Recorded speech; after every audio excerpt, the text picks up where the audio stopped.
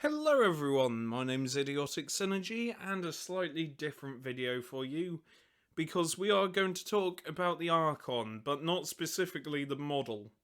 Because I like the model.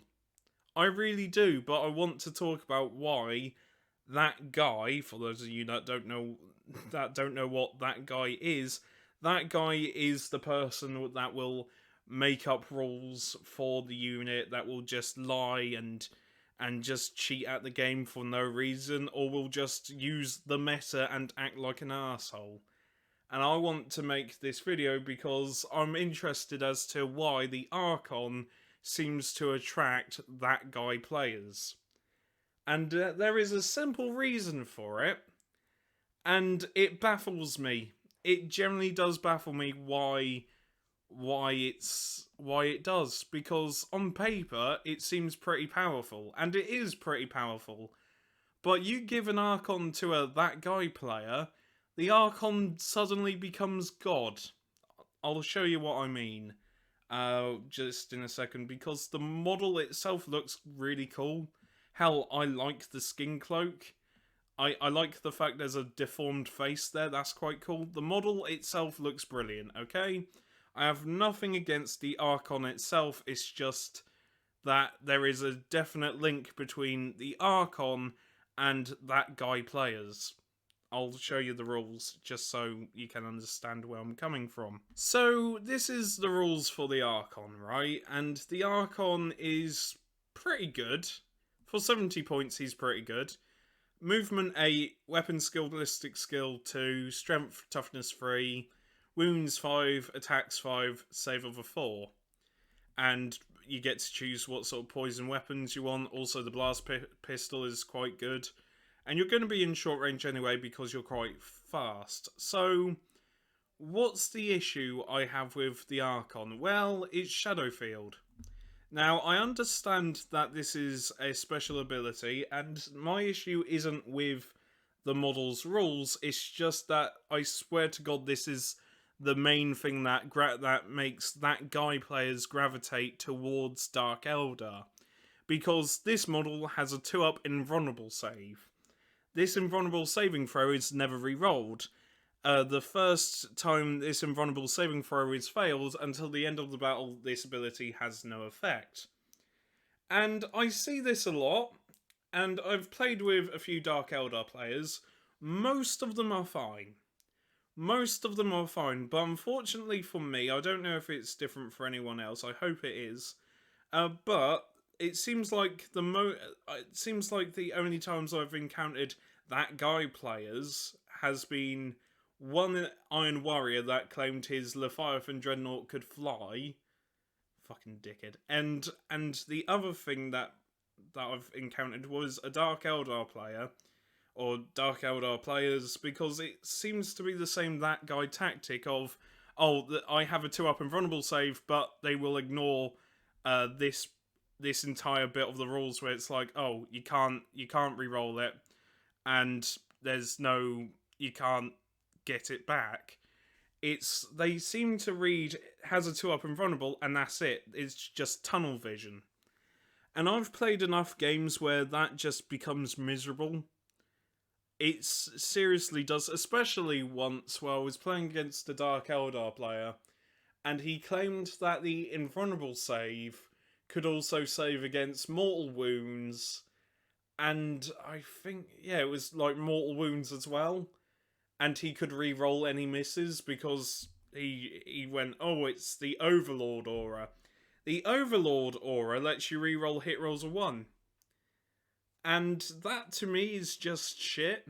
And I know it's not the whoever wrote the rules' fault, but having it a Shadow Field save in Warhammer 40k will make that guy players gravitate towards the Archon, because it's a unit that with a 2-up invulnerable save.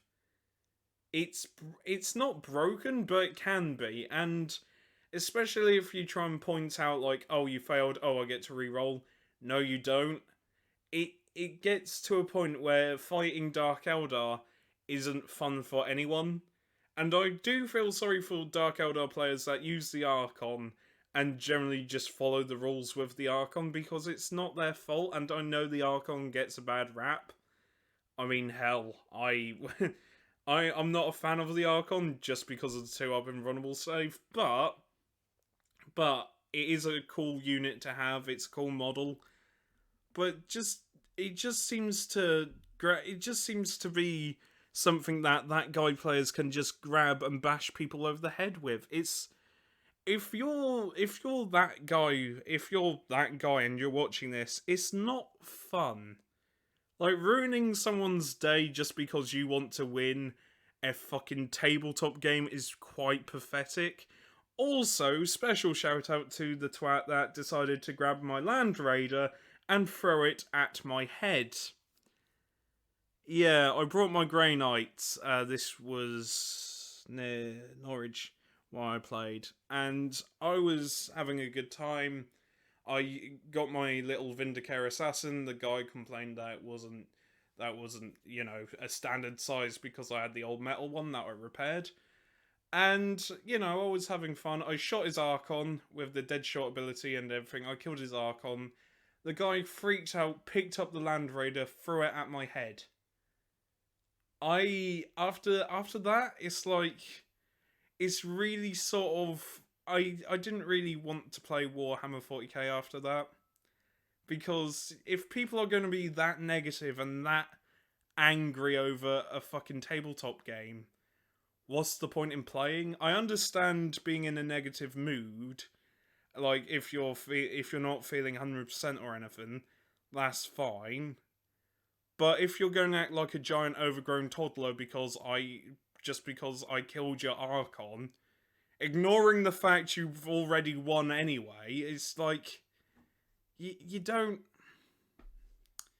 It's just, you don't need to ruin everybody's fun by acting like an entitled cunt. It's horrible. It generally annoys me, and I think I lost the plot of where this video was going, but I think the reason why that guy players like the Archon is because of the Shadow Field, and also the ballistic skill and weapon skill is 2s, and you're quite fast. Because you never see that guy player use Marikai, the grot with the 2-up save. You never see that, but you always see that guy player use an Archon. It's a shame. It's a shame, and it annoys me because I like the Archon. I do like the Archon and I like the rules, but there's just too many shits. There's just too many shits that use the Archon because they're petulant man children. As I say, talking about Warhammer as like a petulant man child. Anyway, I'll see you later. Take care and stay safe.